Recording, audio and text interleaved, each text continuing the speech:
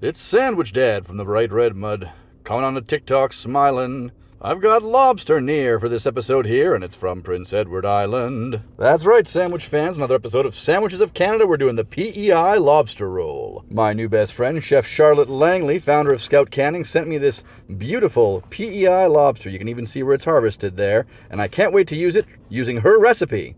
Now, Charlotte said it's got to be a top loader bun, so I'm just going to cut the sides off these bakery buns and pretend it's a top loader. Works for me. All right, let's open it up and see what we've got here. Looks pretty good. Now, Chef Charlotte suggested that I toast the buns in some of the liquid from the can, which, honestly, looks pretty incredible, and I'm very excited about it.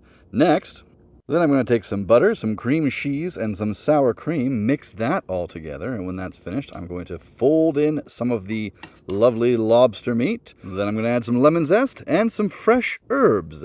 I'm also going to make a more traditional type of lobster roll with another can of lobster. There it is, some mayonnaise, a little bit of lemon, and of course some celery for a tiny bit of crunch.